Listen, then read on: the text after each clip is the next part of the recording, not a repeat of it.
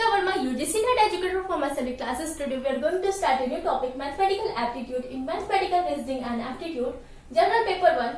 But before starting this, I wanted to say something about my YouTube channel as study classes. If you really like my contents and videos, please like, share, comment and subscribe. And for subscription, hit the bell icon, ting ting ting. Then you will get the notification related to my latest videos. And lastly, follow me on Instagram. Now guys, today we are going to see some important formulas related to percent. Important formula. Percent P is equal to x upon n into 100. It means where x is equal to given quantity. It means question में जो भी quantity given है वो किसको indicate करेगी, x को. After that n is equal to total amount. So question में अगर टोटल अमाउंट गिवन है तो वो किसको इंडिकेट करेगा, n को. After that p is equal to percentage of quantity compare to the total. p किसको इंडिकेट कर रहा है, परसेंट जो हम लोगों को फाइंड आउट करना है वो परसेंटेज को वो इंडिकेट कर रहा है. Okay, next percent increase. जब भी क्वेश्चन में गिवन है कि परसेंट कुछ परसेंट से इंक्रीज हो रहा है, सो उसका फॉर्मूला क्या होगा, new value minus old value upon old value into 100. इस टाइप के क्वेश्चंस आते हैं जैसे कि किसी ने कुछ सामान खरीदा, उसका पहले परसेंट कुछ और था, वो इंक्रीज होके कुछ और परसेंट हो जाता है. जैसे पेट्रोल में या तो डीजल में या किसी चीज में भी इंक्रीमेंट हो रहा है परसेंटेज में, तो उस टाइम पे उस इंक्रीमेंट के टाइम में कौन सा फॉर्मूला लगाएंगे, new value minus old value. जो भी न्यू वैल्यू आएगा परसेंट इंक्रीज होने के बाद वो वाली वैल्यू, और परसेंट इंक्रीज होने के पहले जो वैल्यू थी वो लिखेंगे, उस दोनों को माइनस करेंगे और उसके बाद उसको डिवाइड करेंगे पहले वाली वैल्यू से, multiply by 100. So formula will be new value minus old value divided by old value into 100. Now next, ये तो इंक्रीज का केस है. अब डिक्रीज का केस देखते हैं.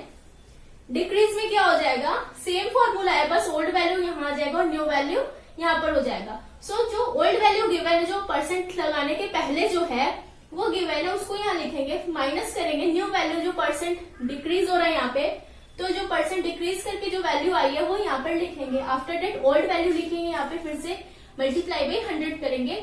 सो ये आपका हो जाएगा परसेंट डिक्रीज का फॉर्मूला आ जाएगा. Okay, now next point, point 3.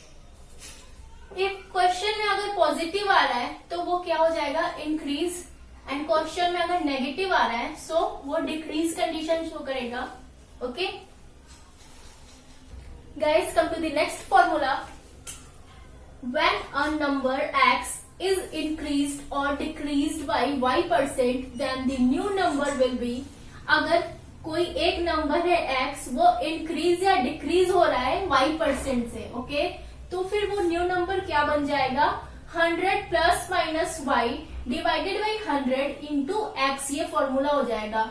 Plus minus क्यों है, अगर इंक्रीज होगा तो प्लस हो जाएगा और डिक्रीज होगा तो माइनस हो जाएगा. यहाँ पर है plus sign in case of increase, minus sign in case of decrease.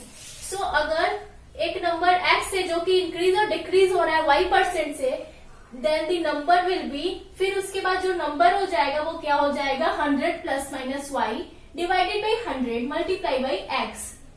ये फॉर्मूला है, लर्न कर लीजिए इसको. After that next formula, if x is a% more than y. अगर x जो है a% ज्यादा हो जा रहा है y से, then y is a divided by 100 plus a into 100% less than x. फिर से देखते हैं, अगर x जो है a% ज्यादा हो जा रहा है y से, तो उस सिचुएशन में y कितना हो जाएगा, लेस x से. y is a divided by 100 plus a. यहाँ पर जितना भी परसेंट है a का, वही यहाँ पर परसेंट लिखेंगे, a divided by 100 plus a into 100% less than x. Okay, फिर से देखते हैं, नहीं समझ में आया तो फिर से देख लीजिए. If x is a% more than y. अगर x जो है वो a% y से ज्यादा है, मोर देन है तो y से ज्यादा है, देन उस सिचुएशन में y की वैल्यू क्या होगी परसेंट पे, a divided by 100 plus a into 100% less than x. जो y आएगा वो कितना लेस हो जाएगा x से, इतना परसेंट लेस हो जाएगा y. Okay, after that if x a% less than y, फिर क्या होता है कि x जो है a% लेस हो जाता है y से, then y is a divided by 100 minus x into 100% more than x हो जाएगा। यहाँ पर लेस हो रहा है तो यहाँ पर मोर हो रहा है, और यहाँ पर मोर हो रहा है तो यहाँ पर लेस हो रहा है, लेकिन स्टार्टिंग में मोर देन है तो यहाँ पर 100 प्लस ए होगा, और a% लेस देन है तो यहाँ पर 100 माइनस ए होगा। ये कंफ्यूज मत हो जाइएगा, ये जाएगा। ये फॉर्मूला है किस कंडीशन का, अगर x की वैल्यू है a% से लेस है y के लिए तो ये फॉर्मूला यूज करेंगे, और अगर x की वैल्यू कुछ परसेंट से मोर देन y है, y से ज्यादा है, तो ये फॉर्मूला यूज करेंगे। When the value of an object is first changed, increased or decreased by a% and then changed, increased or decreased by b%, then net effect is equal to plus minus a plus minus b plus minus a plus minus B को multiply divided by 100%, वो value हो जाएगी। Net effect का ये formula given है।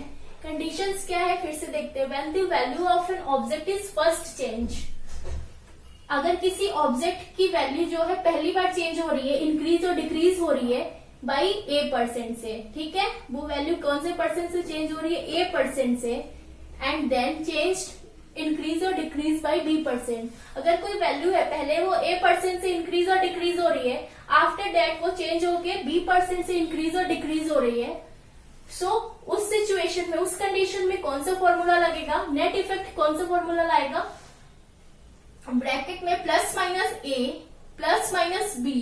Plus क्यों लिख रहे हैं और माइनस क्यों लिख रहे हैं, इनकेस अगर क्वेश्चन में इंक्रीज हो रहा है तो प्लस लगाएंगे और डिक्रीज हो रहा है तो माइनस लगाएंगे, इसलिए दोनों यूज करेंगे। Plus minus A plus minus B plus plus minus A multiply by plus minus B divided by 100 whole percent. Okay, ये फॉर्मूला हो जाएगा नेट इफेक्ट का।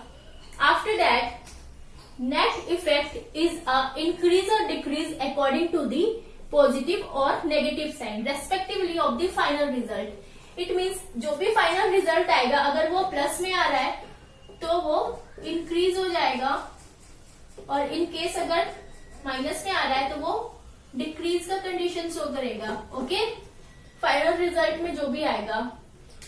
Now guys come to the next formula, average.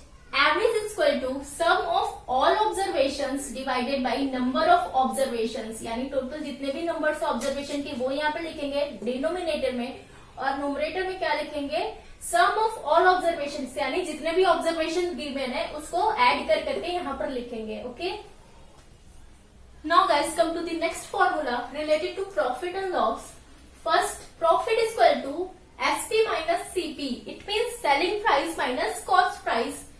Second, loss is equal to CP minus SP. It means cost price minus selling price. जितना भी cost होगा उसमें से जो भी बेचने वाला होगा प्राइस उसको माइनस कर देंगे तो लॉस निकल जाएगा। और प्रॉफिट पे क्या करेंगे, जितने का मैंने बेचा है उसमें से जितने का मैंने खरीदा है उसको माइनस करेंगे तो क्या आ जाएगा, प्रॉफिट आ जाएगा। After that third point, profit percent is equal to profit divided by CP into 100।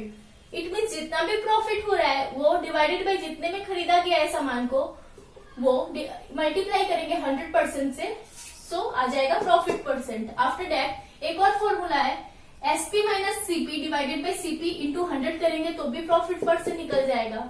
Profit की जगह हम लोग एसपी माइनस सीपी यहाँ पर पुट कर सकते हैं। अगर क्वेश्चन में जिस तरीके से दिया है, अगर प्रॉफिट दिया है तो यहाँ पर प्रॉफिट पुट करेंगे, अगर सेलिंग और सेलिंग प्राइस और कॉस्ट प्राइस दिया है तो सेलिंग प्राइस और कॉस्ट प्राइस भी पुट करके हम लोग फॉर्मूला निकाल सकते हैं, प्रॉफिट को निकाल सकते हैं। After that loss percent is equal to loss divided by CP into 100%। It means question में जितना भी लॉस है वो लिखेंगे और जितने का सामान खरीदा गया वो लिखेंगे, मल्टीप्लाई बाई 100% करेंगे, सो आ जाएगा आपका loss percent. After that CP minus SP भी तो कर सकते हैं क्योंकि लॉस का फॉर्मूला तो सीपी माइनस एसपी है यहाँ पर।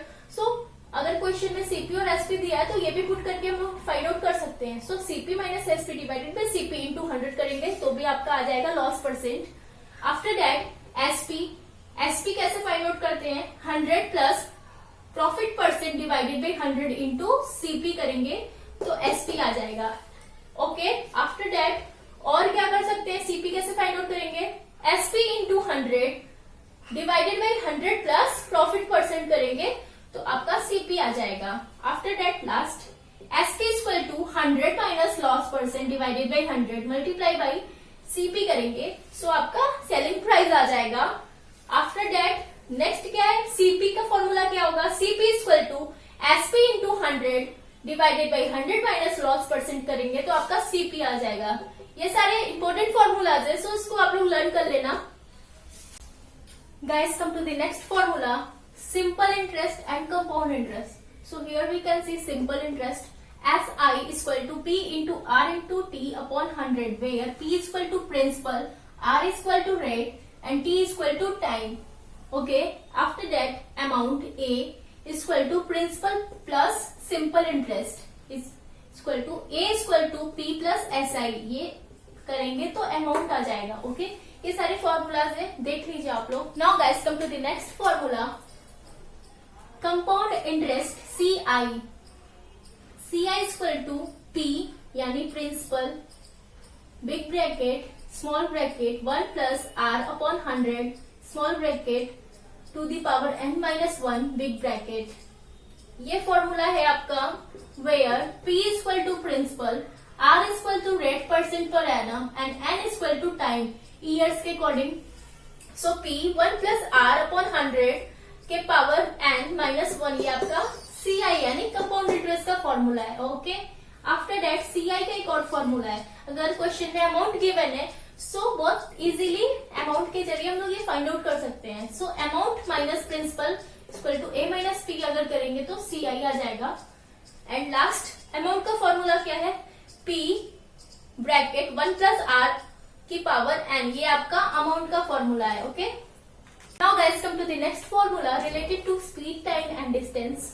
Speed is equal to distance upon time, time is equal to distance upon speed and distance is equal to time into speed. So S is equal to D upon T, T is equal to D upon S, D is equal to T into S. Okay ये आपका speed time and distance का formula है.